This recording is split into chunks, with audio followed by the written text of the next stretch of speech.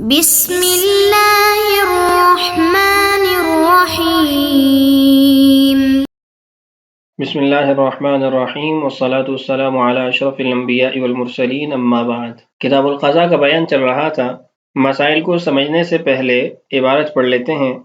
وَيَجِبُ أَن يَقْرَأَ عَلَى مَن يُشْهِدُهُمْ وَيَخْتِمُ عِندَهُمْ وَيُسَلِّمُ إِلَيْهِمْ وَأَبُو يوسف رحمه الله لم يشترط شيئا من ذلك، واختار الإمام السرخسي رحمه الله قوله، فعند أبي يوسف رحمه الله يشهدهم أن هذا كتابه وختمه، وعن أبي يوسف رحمه الله الختم ليس بشرط. أقول إذا كان الكتاب في يد المدعي يفتى بأن الختم شرط، وإن كان في يد الشهود يفتى بأنه ليس بشرط.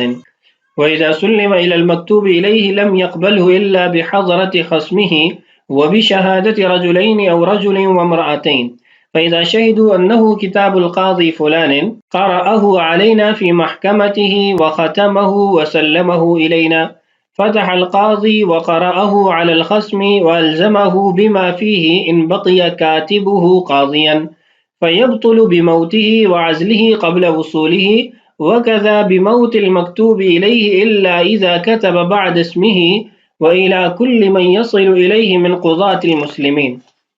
وعند أبي يوسف رحمه الله لا يشترط أن يكتب إلى قاض معين، بل يكفي أن يكتب ابتداء إلى كل من يصل إليه من قضاة المسلمين، لأن تعيين المكتوب إليه تضييق لا فائدة فيه، وإن مات الخصم ينفذ على وارثه.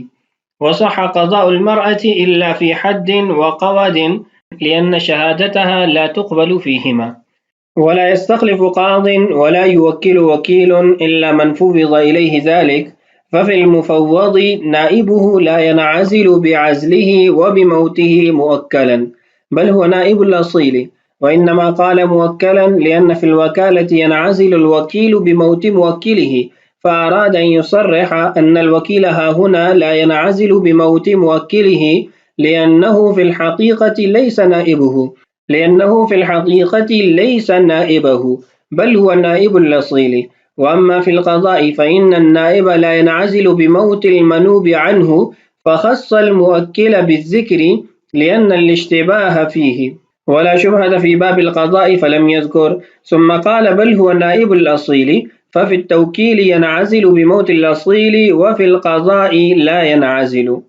وفي غيره إن فعل نائبه عنده أو أجاز هو أو كان قدر الثمن في الوكالة صح، أي في غير المفوض، يعني إذا لم يفوض إلى القاضي والوكيل أن يستخلف الغير فاستخلف ففعل النائب بحضور المنوب صح، لأنه إذا فعل بحضوره ففعله ينتقل إليه. وكذا إن فعل بغيبته فوصل الخبر إلى المنوب فأجاز، لأنه إذا انضم رأيه إلى ذلك الفعل صار كأنه فعل. وكذا إن قدر الوكيل الأول الثمن فباشر وكيله، إذ بتقدير الثمن حصل رأيه.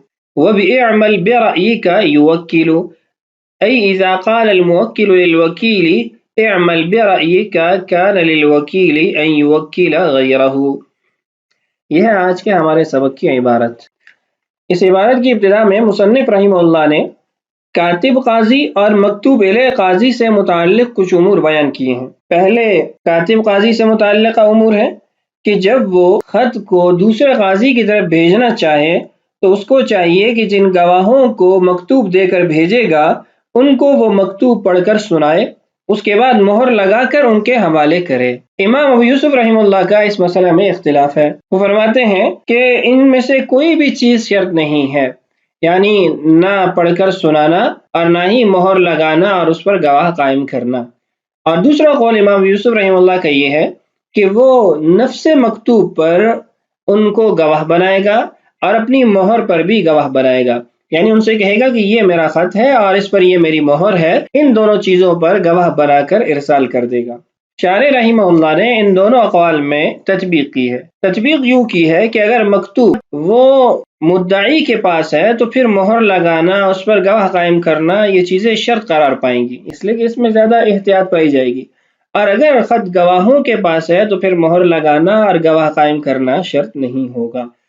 اس محاکمہ پر نیچے محشی رحمہ اللہ نے کلام کیا ہے اور انہوں نے اس کو ضعیف قرار دیا ہے۔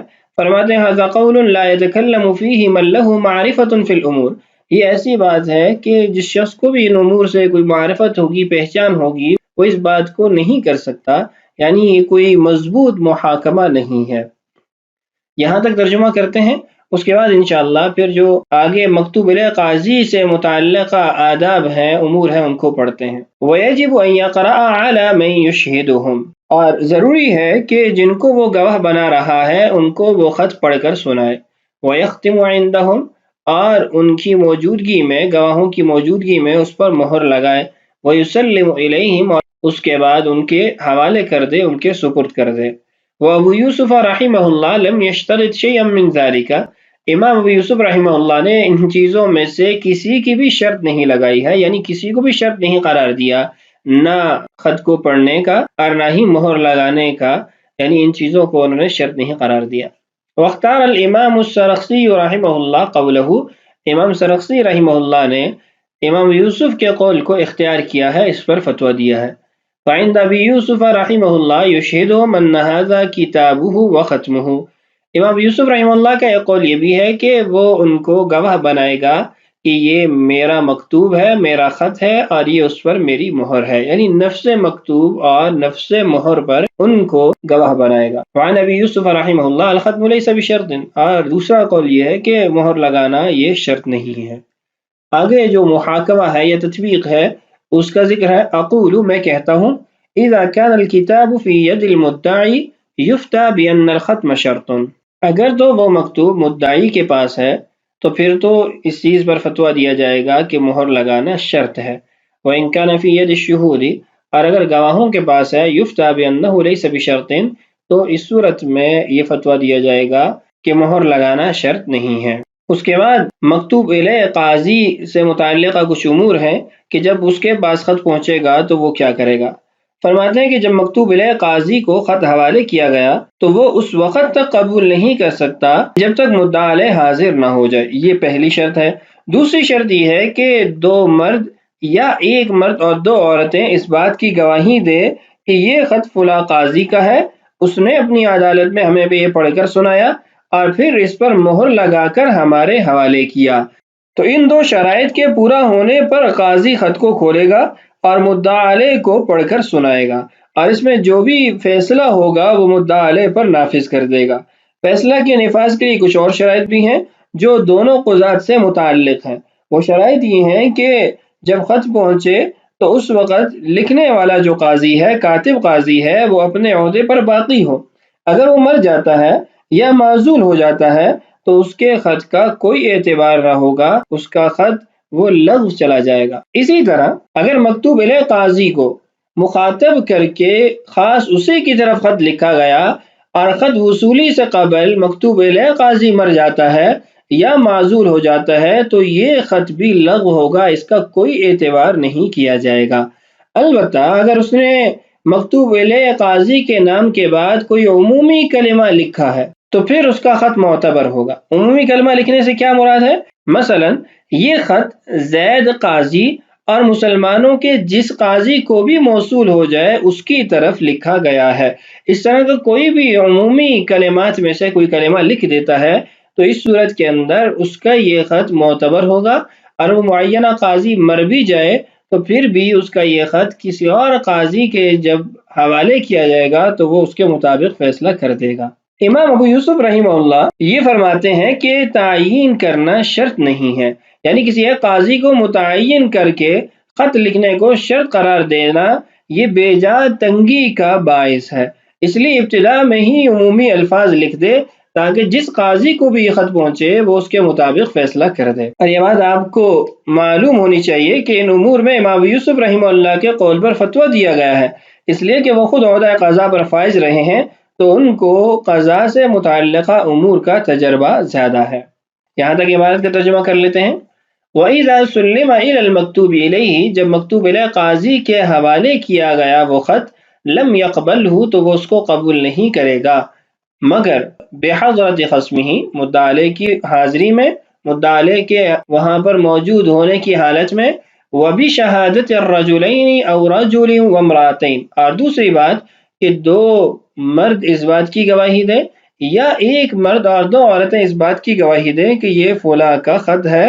آگے تفصیل اس کی لکھی ہے، فَإِذَا شَهِدُوا، جب وہ گواہی دے دیں، أَنَّهُ كِتَابُ قَاضِي فُلَانٍ، یہ فلاں قاضی کا خط ہے، قرأه علینا، اس نے ہمیں یہ پڑھ کر سنایا، فی محکمتہ، اپنی عدالت میں، وختمہ، اور اس نے پھر مہر لگائی، وسلمہ الینا، اور ہمارے حوالے کیا۔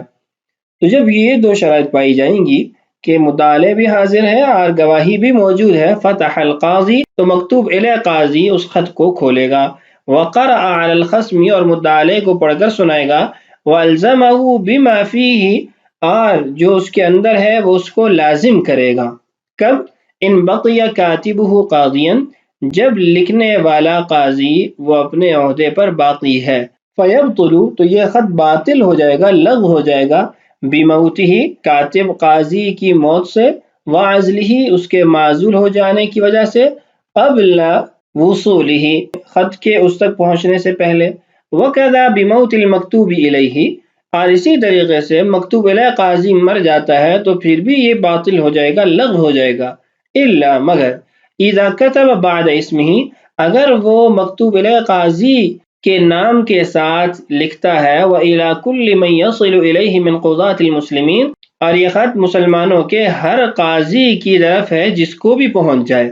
وعند ابی یوسف رحمہ اللہ، امام ابی یوسف رحمہ اللہ فرماتے ہیں، لا يشترط ان يكتب الى قاض معین، یہ شرط نہیں ہے کہ وہ کسی معین قاضی کی طرف لکھے، بل یکفی، بلکہ کافی ہے، ان یکتب ابتداء، کہ وہ شروع میں لکھ دے، الى کل من یصل الیہ من قضاة المسلمین، کہ مسلمانوں کے تمام قضات کی طرف جس کو بھی یہ میرا خط پہنچ جائے، لأن تعیین المکتوب الیہ تضییق لا فائدۃ فیہ، اس لیے کہ مکتوب الیہ کی تعیین کر دینا، اس کے نام کے ساتھ خط کو مقید کر دینا، یہ بے فائدہ تنگی ہے، بے جا تنگی ہے۔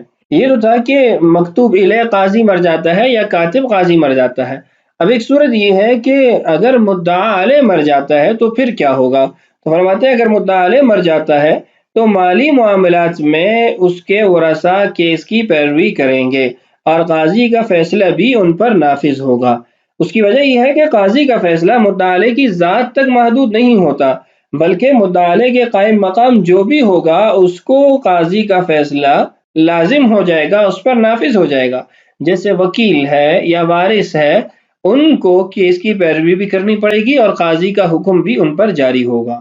عبارت دیکھیے، وَإِن مَاتَ الْخَصْمُ، اگر مدعا علیہ مر جاتا ہے، يَنْفُذُ عَلَى وَارِثِهِ، تو قاضی کا فیصلہ اس کے ورثاء پر نافذ ہوگا، ان کو لازم ہوگا۔ یہ مالی معاملات میں ہے، اگر حدود وغیرہ میں مدعا علیہ مر جاتا ہے تو پھر اس کی جگہ کسی اور کو حد نہیں لگائی جاتی، اس پر حد قائم نہیں کی جاتی۔ یہ مالی معاملات ہوں گے جس کے اندر کوئی اس کا وکیل بن سکتا ہے، نائب بن سکتا ہے۔ اس کے بعد مسئلہ ہے کہ کیا عورت قاضی بن سکتی ہے یا نہیں بن سکتی؟ تو حنفیہ کا مسلک یہ ہے کہ حدود و قصاص کے علاوہ بقیہ امور کے اندر عورت قاضی بن سکتی ہے، جبکہ ائمہ ثلاثہ، امام شافعی، امام احمد اور امام مالک رحمہم اللہ، ان حضرات کا مسلک یہ ہے کہ عورت قاضی نہیں بن سکتی، جج نہیں بن سکتی۔ اس کی ایک دلیل یہ دیتے ہیں کہ عورت ناقص العقل ہے، اس کی عقل تام نہیں ہے، اور قضاء کے منصب کے لیے عقل اعلیٰ درجے کی ہونی چاہیے، تام عقل ہونی چاہیے۔ اور دوسرا یہ کہ مردوں کے ساتھ عورتوں کا اختلاط لازم آئے گا۔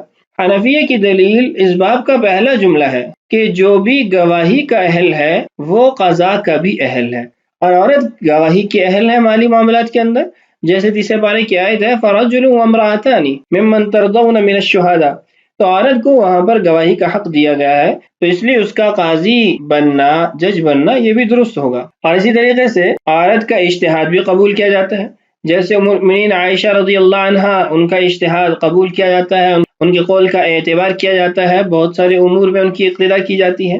تو جب ایک عورت کو اجتہادی صفت حاصل ہو سکتی ہے، اس کا اجتہاد معتبر ہو سکتا ہے، تو اس کا قضا تو بدرجہ اعلیٰ معتبر ہونا چاہیے۔ اور جو یہ حدیث پیش کی جاتی ہے کہ لا یفلح قوم تملکہ المرأۃ، کہ وہ قوم کبھی فلاح نہیں پا سکتی جس کے امور یا جس کی بادشاہت عورت کے پاس ہو، تو یہ امارت اور خلافت کے بارے میں ہے، نہ کہ قضا کے بارے میں ہے۔ عبارت دیکھیے، وَصَحَّ قَضَاءُ الْمَرْأَةِ إِلَّا فِي حَدٍّ وَقَوَدٍ، کہ عورت کا قاضی بننا یہ درست ہے، البتہ حدود و قصاص کے اندر وہ قاضی نہیں بن سکتی۔ لِأَنَّ شَهَادَتَهَا لَا تُقْبَلْ فِيهِمَا، حدود و قصاص میں وہ کیوں قاضی نہیں بن سکتی؟ اس لیے کہ عورت کی گواہی بھی حدود و قصاص کے اندر قبول نہیں کی جاتی۔ جب اس کی گواہی قبول نہیں کی جاتی، وہ گواہی دینے کی اہل نہیں ہے، تو منصب قضا کی بھی اہل نہیں ہے۔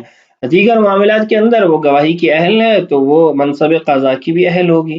تو یہاں تک تھا آج کا ہمارا سبق۔ آگے بھی ہم نے عبارت ابتدا میں پڑھی ہے، لیکن چونکہ دورانیہ ویڈیو کا زیادہ ہو رہا ہے، تو واقعی جو عبارت ہے انشاءاللہ اس کو اگلی ویڈیو کے اندر ہم سمجھیں گے۔ اللہ تعالیٰ سے دعا ہے اللہ تعالیٰ ہمارے لیے اسباق کی تکمیل آسان فرمائے، اللہ تعالیٰ ہم سب کا حامی و ناصر ہو۔ السلام علیکم ورحمۃ اللہ وبرکاتہ۔